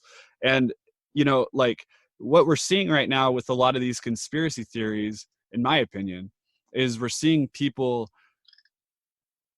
like it's there's so much noise out there that people don't know what's real and what's not real. And so like there's a lot of bad things going on in the world right now with the coronavirus and this and that, the policies, the economics, all of this stuff is not that great. So people always want to like look for something to point to, and they're like, maybe I don't feel good, maybe the 5G is making all this craziness happen. And you know, but all of these conspiracies like lead you somewhere. They lead you from there, and then you kind of get into this one, and then all of a sudden you think that the earth is flat and the Jews are trying to control the world, and it's scary because you're like trying to reel these ideas in, and I don't know how to do it, you know. I'm kind of lost. Yeah, and I've been feeling that way too. To be straight with it, I wish I knew what the solution was. It used to be for me, and maybe this wasn't the best thing, but I used to just ridicule that sort of stuff, right? Yeah, me too. So someone would be saying some stuff like that, and then I'd pop and I'd have a picture of a cat wearing a tinfoil hat or something like that, kind of like, oh, ha, ha, ha. Basically just trying to make the point that like, hey, this stuff is just worthy of ridicule, right? Mm-hmm. And I don't know whether that's good or bad or if that's the right thing. I do tend to think that there are some ideas out there that are only worthy of ridicule and not serious debate. And I'm still maintaining that position. But I do know that me personally, I've had conversations with folks who have been acquaintances within the past few weeks even that have gone very south, you know, and I try to be as polite as I can and try to point out, you know, the logic of it. And it's actually really interesting because it does tie into this book I've been reading, the one I was telling you about that you've read, Never Split the Difference. Such a fascinating book, stuff that I had never thought about really before, which maybe I should have. But like one of the things he talks about is, you know, people have two brains essentially. You got your kind of lizard brain, or your fast brain, and then you've got your slow thinking brain, which is more of your logical reason, blah blah blah. And you know, most Daniel people Kahneman. You know who Daniel Kahneman is? Mm-mm. Okay, he came up with that. That's a theory that's based on Daniel Kahneman's work. But continue. I think I remember him saying Daniel Kahneman in the book because he was referencing a book, and I'm pretty sure. So I want to read that book. It's really good. It's Thinking Really? Fast and Thinking Slow. Yeah. Yeah, I want to read that book once I get done with this book. But I've got another one for you to add to your list too. That just based on this book that you're talking about, I know you're gonna love it too. But continue. I'll remember. I'm gonna email it to you right now so I don't forget. Okay, you're gonna have to send me a book list. Yeah. I've got lots of time on my quarantine schedule for books. Awesome. So, yeah. But anyway, you got your fast brain, your slow brain. Essentially, your fast brain is not very logical. It's very emotional driven. It's your lizard brain. If for anyone who might be listening doesn't know, I think it's fairly common knowledge, but your lizard brain is another term for your amygdala. The amygdala is the very first part of the human brain essentially that formed. So it's like the animal part of our brain, very emotional, gets defensive, you know, not thinking things through. And because it's the first part of our brain that developed, it kind of controls a lot of it more so than our slow brain, which developed later. So things kind of go, according to this author, Chris Voss, I think his name is, things even to get to your slow brain have to go through your fast brain, right? So anyway, that's a thing that I've been thinking about, right? Which is when you're talking to folks who are pushing the conspiracy theories, if you can get past their fast brain, maybe you can get there. I'm still reading this book, and so I couldn't say for sure how to do that. And he suggests a series of tactics thus far. But one of the things he talks about is that whenever you directly contradict someone, you're essentially, activating their lizard brain there and their fast brain, and you've got to find ways to get around that. And doesn't he say like asking questions and trying to have them come to the answers basically? And right? He does say some of that. Like I remember he talks about asking open-ended questions, and I tried that. I was actually doing that. If you go back and find my Facebook history over the past few weeks, you'll see me talking to some of these folks because I've been a little aggressive about it because I'm actually extremely concerned about the Me too. misinformation, the disinformation, and how it affects people and what sort of harms it can cause. I try not to get too involved in people's business, but this is a thing that I actually think is very serious. So you can find all these comments of me kind of confronting a lot of these conspiracy theorists and being like, well, what about this? And what about this? And what about this? Right. And unfortunately, in a lot of those situations, they just wouldn't answer the questions. And what they do instead is they get mad at me. They get angry at me. I think what had happened is I've activated folks' fast brain, which makes sense. I get it. I got a fast brain too. It activates sometimes. Sometimes I get defensive, and I try not to, but it happens. Mm-hmm. But I was activating those fast people's brain somehow, like maybe the very nature of my questions made them upset or something to that effect. But the one thing I've transitioned to doing a little bit is instead of doing that, which seems kind of contradictory, I just start asking people where the evidence they're getting these claims from is, and then things turn into a conversation about, well, how do you verify the credibility of your evidence? Do you have a method for that? Just Epistemology. What's that? Epistemology. Yes. Yeah. Yes, epistemology. Yeah. I mean, that's a really good point too, because you're making good points to the listener that might be struggling with something like this. It's like people are only going to be interested in having that conversation with you if they can try to convince you. So maybe it's not a bad idea to have them try to convince you while you know that they're not going to be able to. Do you know what I'm saying? So that way you can have the conversation. Like if they say, just as an example, vaccines create autism, you can say, oh, how do they create autism? Like, can we talk about this? And then they're going to try to give you the evidence, but there's no evidence. So you can say things like, well, I can't remember the name of the study, but there was like a study in I think 92 that came out and it's been highly discredited. So you could say, oh, well, what is it? Well, if they come up with that study, then you can say, well, this study has been highly discredited. It was redacted from the journals, all of that. And then, at that point, they can do two options. They can continue to try to push it in a different direction, which most people will probably do.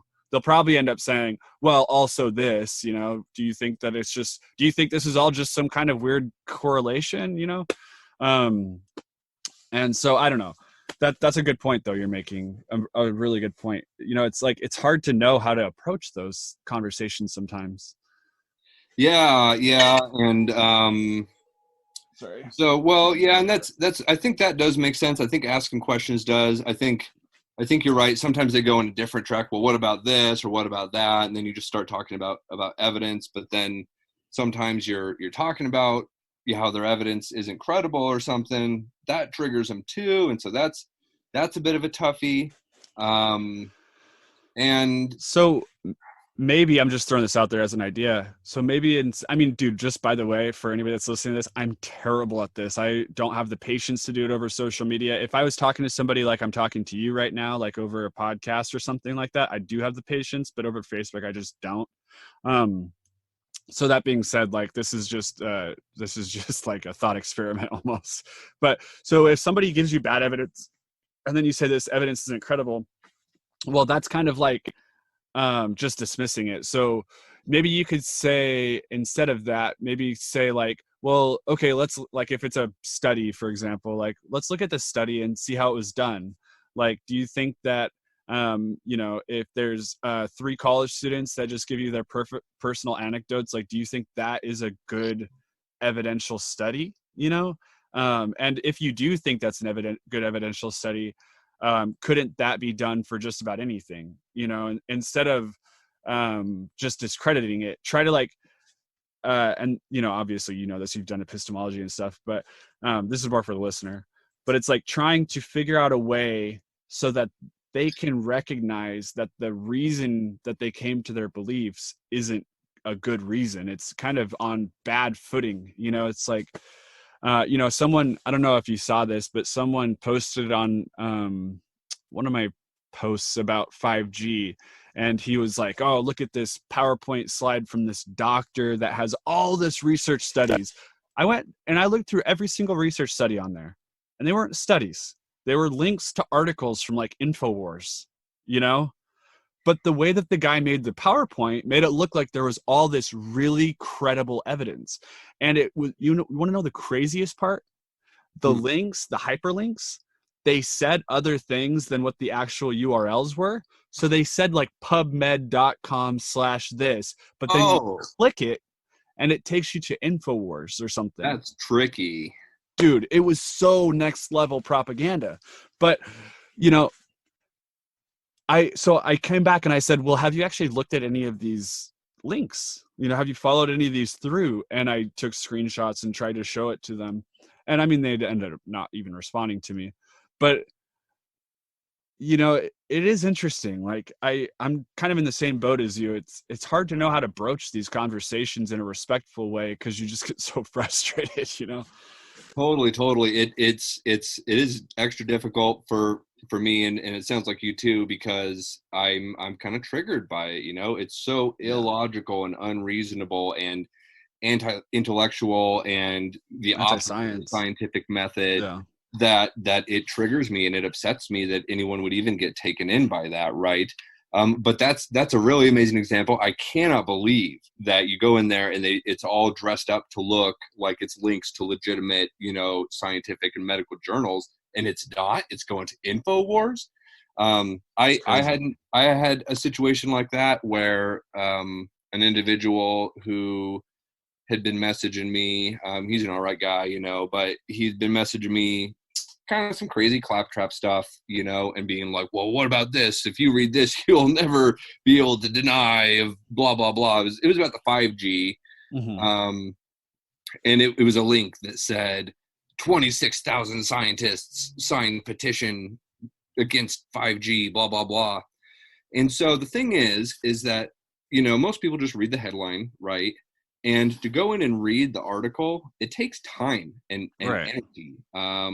And and that sucks, right? Because you only have so much of that stuff, and you got to utilize it. I got other things I got to do. I have responsibilities. I've got work that I still have to do. Got to take my dog for a walk. A lot of stuff. I got a kid. All this stuff. Um, and so anyway, I spend all the time looking at this article. It's a waste of my time. I go all up and down it. There's nothing in there about 26,000 scientists. Nothing. And so finally I go back to him and I go, look, dude, you sent me the link about 26,000 scientists, but then I read it. It's not in there. And, he'd never said anything about it. I looked on his Facebook page. He'd had a post about it, but he just deleted it. Right. I feel like it'd be a little bit more intellectually honest if he would go back and be like, hey, by the way, everyone, I'm sharing bullshit baloney and this was clearly wrong. And so just so you all know, I'm not credible. And I don't want to be going too far. Everyone could make a mistake sometimes, including Of me. course. It doesn't Well, necessarily mean you're not credible.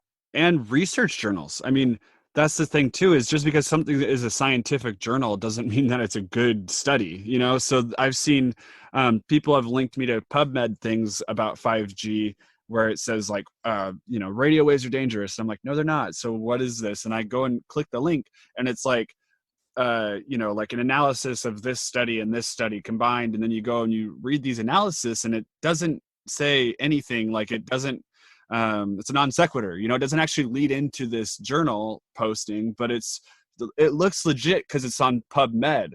But anybody can go on there and do things like that. It's not, you have to actually like look at the research study, figure out if it's even it could be a research study done by Harvard, but maybe it was done poorly. Maybe they weren't if you have 60 college students and you're saying, hey, eat this way for a week, and they just check in with you every week or something, can you really guarantee that they ate just that for a week? I mean, that is a very loose study. In order to have a good scientific study, like there is huge, like strict requirements. It can't just be like weird things like that. And unfortunately, with the peer review process, things can get peer reviewed and they're not legit. Like that autistic study that happened in 1992, that was released through I think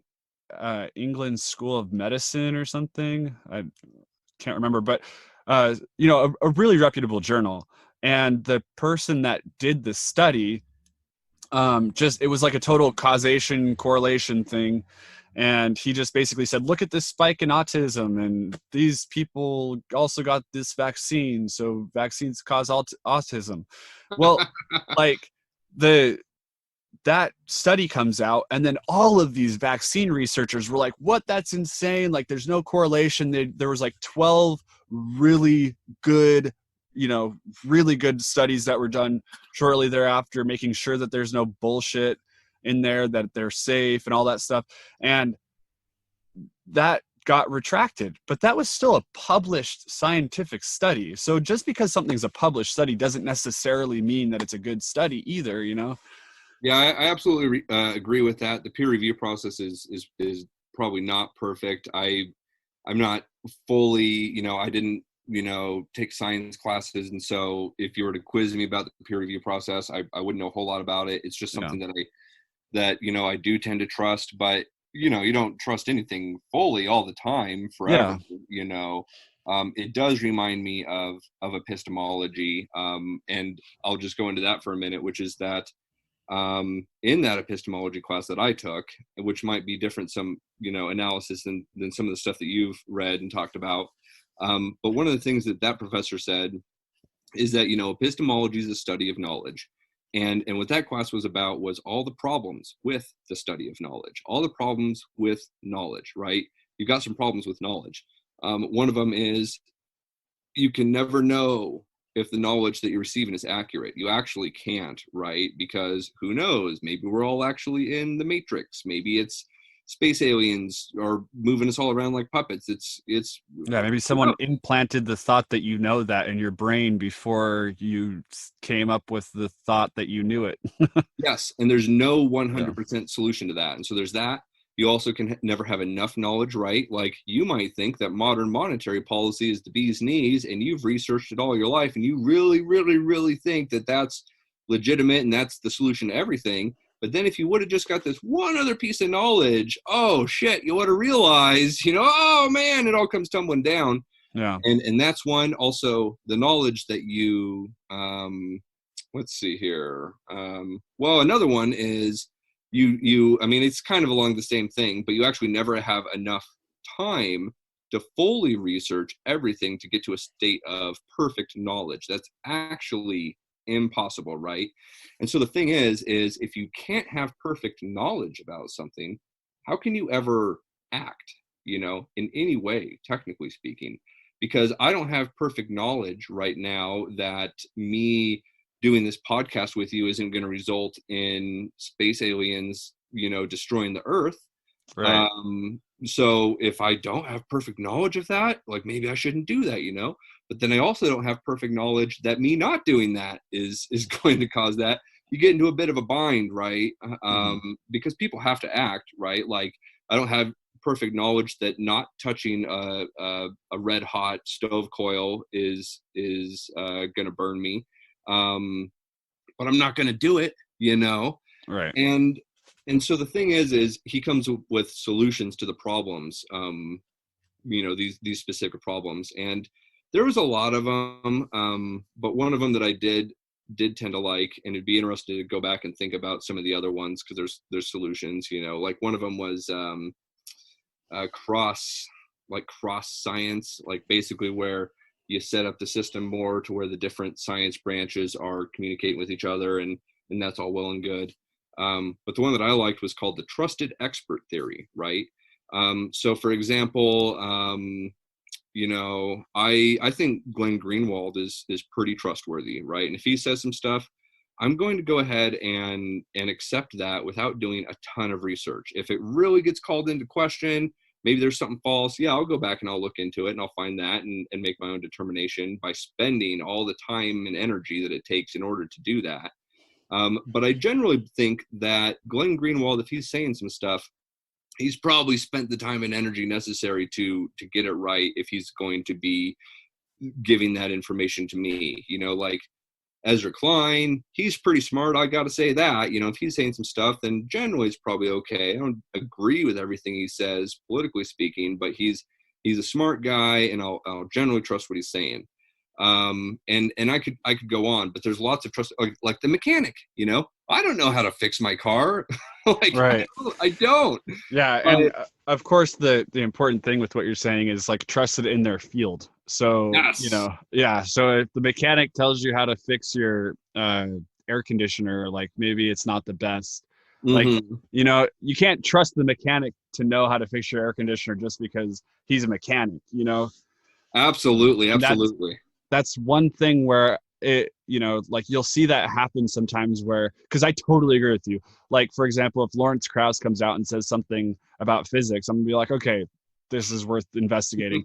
But if I'm just trying to think of a weird example, but if my doctor came out and said, I don't have to worry about global warming, well, I don't really care what he has to say. It's like, okay, cool. What do you do in that field? No, you're a physician. Like, how much research have you done on global warming? Like, you've read a blog post. That's not research. And so, yeah, so that's kind of the other thing too, because that's where the vaccine thing gets into trouble sometimes, is because like there's like these naturopathic doctors that will be like totally against vaccines, and it's like, well, yeah, but you don't study vaccines. You're a doctor, and doctors don't do the clinical trials of vaccines, so sometimes that can get hazy, but yeah. Yeah. Even like some videos I've seen where there's been medical surgeons who are on YouTube talking about their thoughts on COVID. And that's all well and good. And certainly they do have some expertise in the realm of medical stuff. And I totally respect that. But I know that a surgeon is not going to be the type of person who is an expert on an infectious disease, Exactly, yeah. And so I'm There are people that study infectious diseases. So yeah, yes, exactly. yeah, And rely on a lot of peer-reviewed literature, and not all of it's perfect, but overall, you're going to be able to have a model that works there.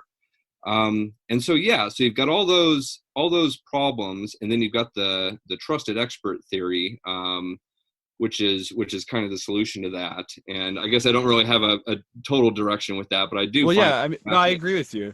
And like to that point too, it's like, so I totally agree with you. Like, there's certain people that I really respect, and there's also people, well, actually I think you posted something about this today, Dr. Drew.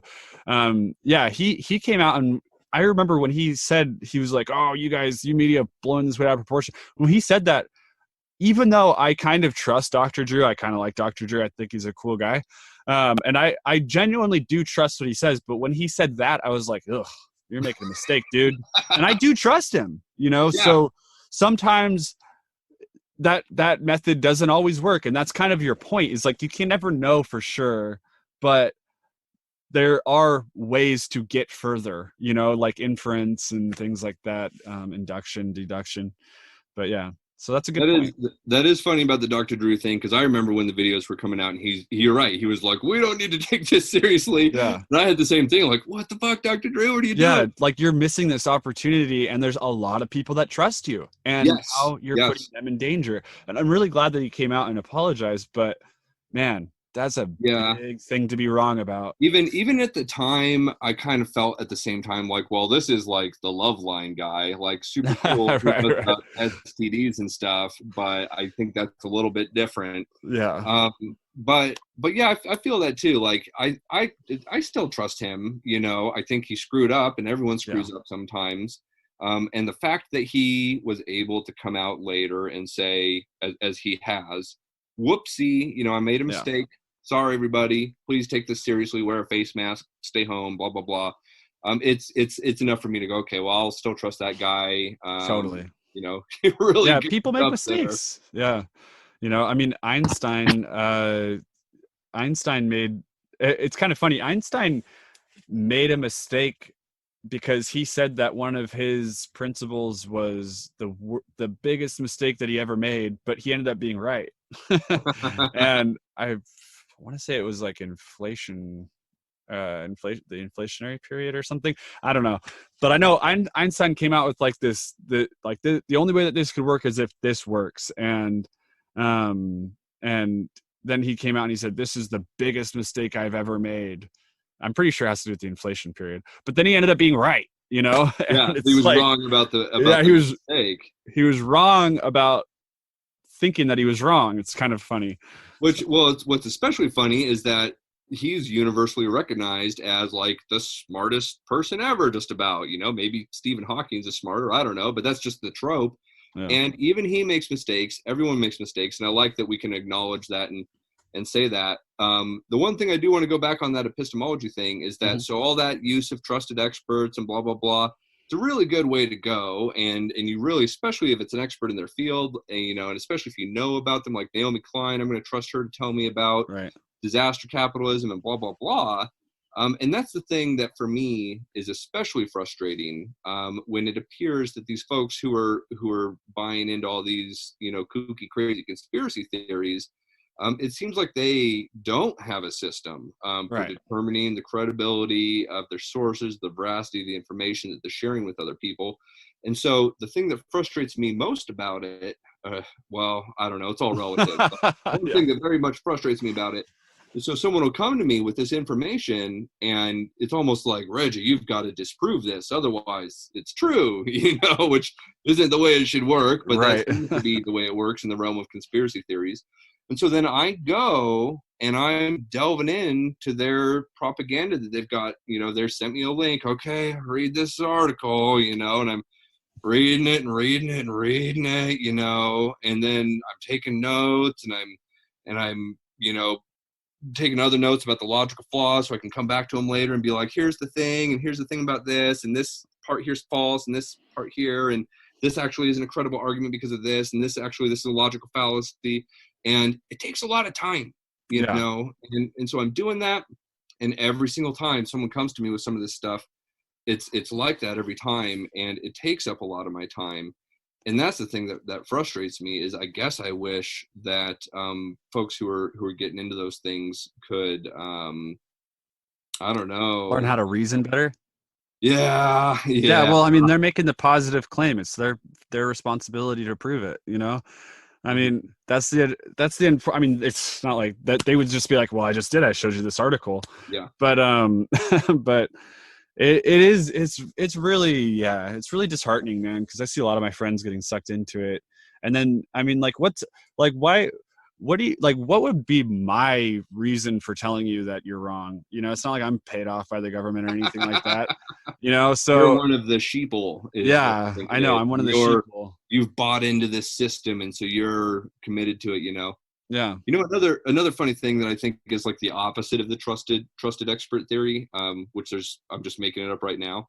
But an example is one of the people who's been really making a lot of YouTube videos. He's a high profile person making a lot of YouTube videos about 5G. Is this fellow named David Icke is his name. And I suspect you might have heard of him before.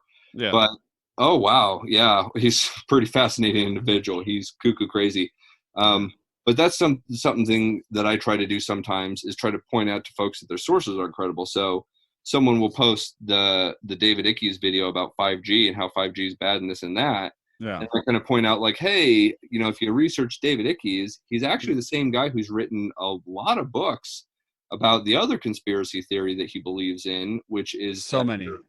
So many, but the main one is space alien lizard people. The lizard Illuminati. Actually, in conjunction with the Illuminati, I assume. I haven't read the books, and I plan not to. But they're controlling our government, and I think some iterations of that conspiracy theory involve, like, the politicians that we see are actually like lizard people inside of human suits, which is especially, you know, silly.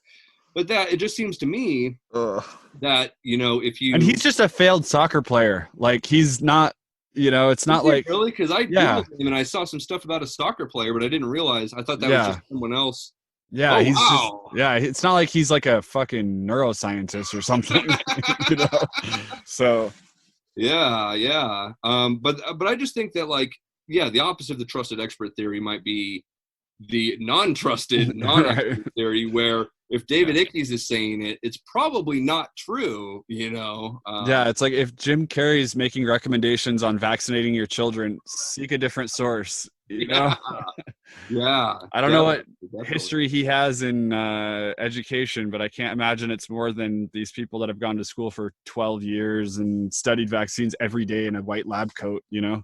Yeah, totally. It just makes me think of someone that's like, they go to the mechanic and the mechanic's like, whoa, you need a new water pump and like, I don't know, a radiator or something. And they're Yeah. like, whoa, hold on. Yeah. My baker told me you Right. were bought off by big water pump, you know, and he said that if I look into the facts, Yeah. you know, and I'm just asking questions, by the way. That's the other thing they do. I'm just asking I'm just questions. asking. I actually had someone, I had like an open line for people to call into my podcast once. And he called in and was talking about just QAnon and all this stuff. And he's like, well, look, I'm not saying that it's actually how it is. I'm just throwing stuff out there. I'm just asking the questions. And I'm like, no, dude, you're not just asking the questions. You're spreading all this shit on Facebook. And then people that are susceptible to this kind of stuff, I mean, it's like, so for the 5G thing, it's like, I understand that people don't understand like electromagnetic radiation and physics. I get it. Like, not everybody's going to have a scientific background. Not everybody's going to understand. That's complicated shit. But that's why they should stick with, I don't know. And I mean, like, there's warning labels on cigarette packs and there's warning labels on everything. Like, why would people think that the government's just gonna, like, I mean, I know that it's like illogical, so I don't even know why I'm asking this question, but you know what I'm saying? It's like it doesn't add up. And it's just this, like, there's real conspiracies going on right now, which is like the conspiracy between oil companies and lobbyists and government to destroy the planet. That's a fucking conspiracy.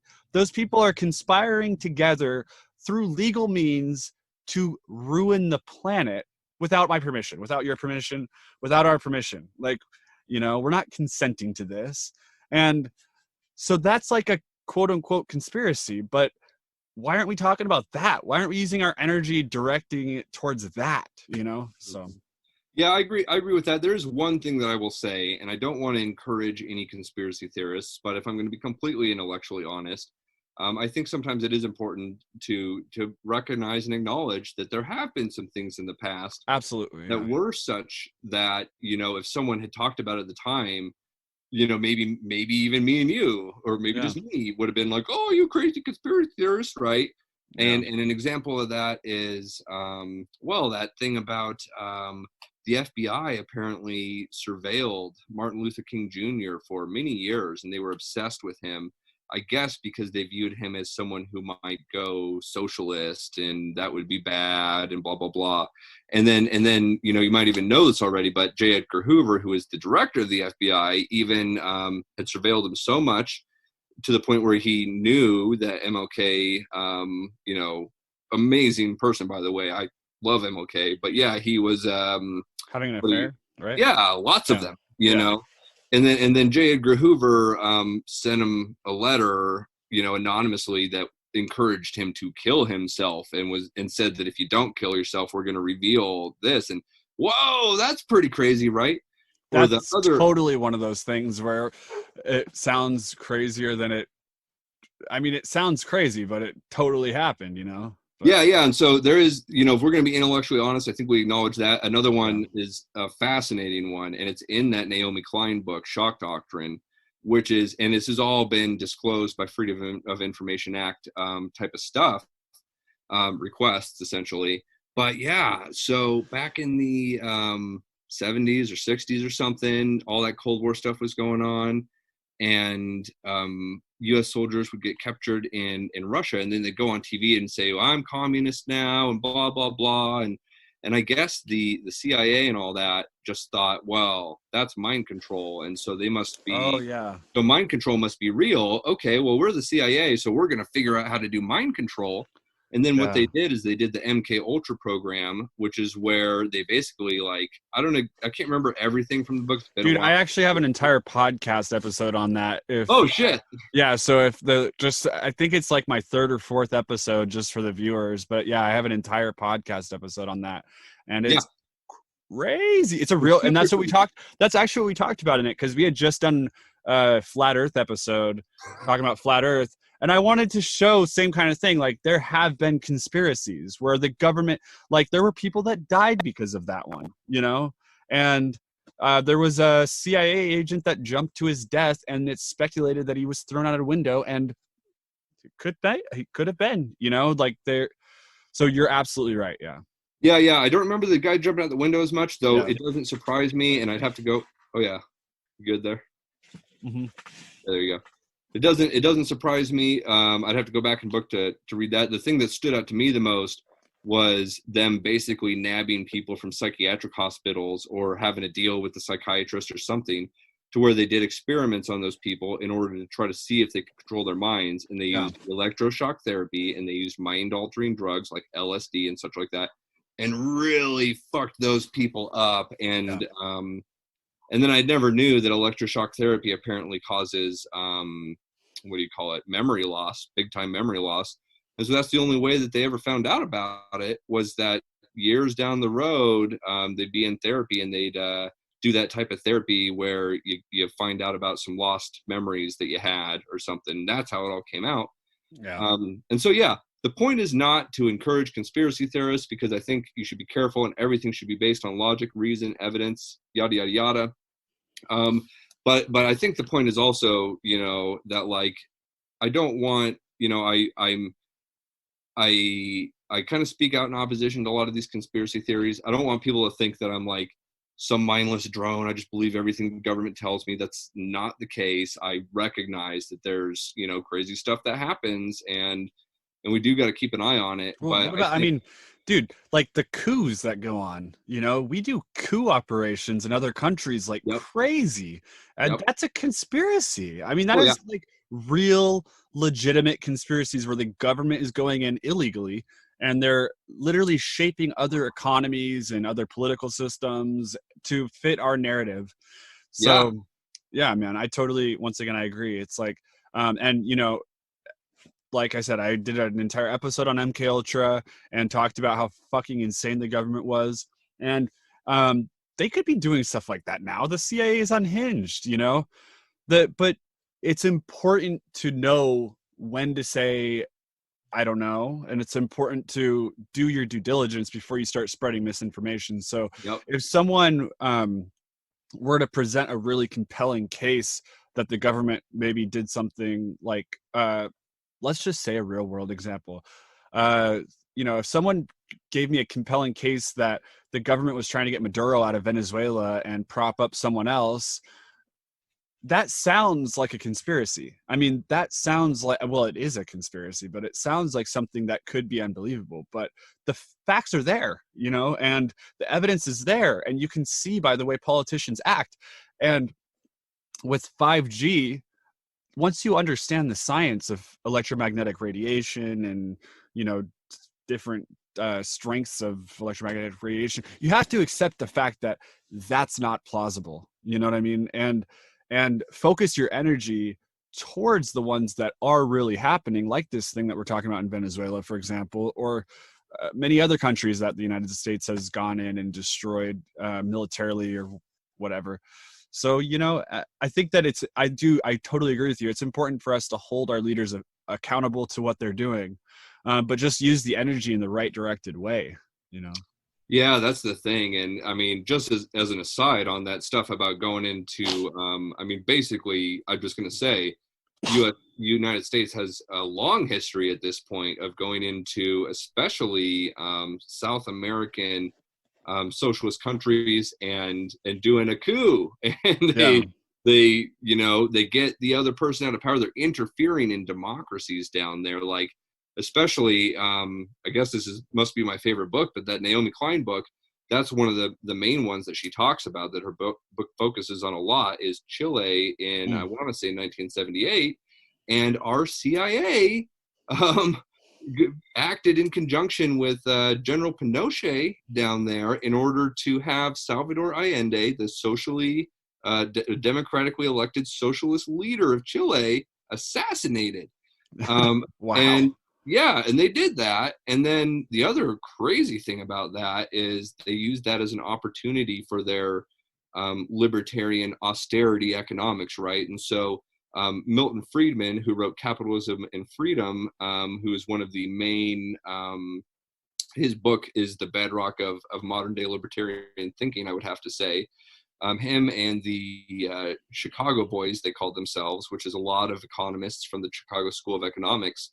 They after that worked in conjunction with General Pinochet in order to, they called it a laboratory of libertarianism, and they turned Chile into a laboratory of libertarianism. That's crazy. Which essentially meant austerity economics, right? Like, don't help poor people, get rid of any social safety net stuff, see what happens. Turned out it wasn't good. Yeah. And General Pinochet after that murdered tens of thousands of leftists in Chile. But yeah, that's unfortunately a part of our country's history, is that that's just one example, and we go into South American countries and we totally fuck with their democracy. Probably shouldn't do that. Yeah. Bad news bears. Well, dude, I think we just crushed like 2 hours. So Nice. yeah, that was a good one. Good rally. So why don't you read Discipline and Punish when you're done with this book, and then we'll reconvene and talk about it. That'll be fun. Do it. All right, brother. Well, hey, thank you so much for talking, and it was awesome. I hope you have a good rest of your night. You too. All right, talk to you later.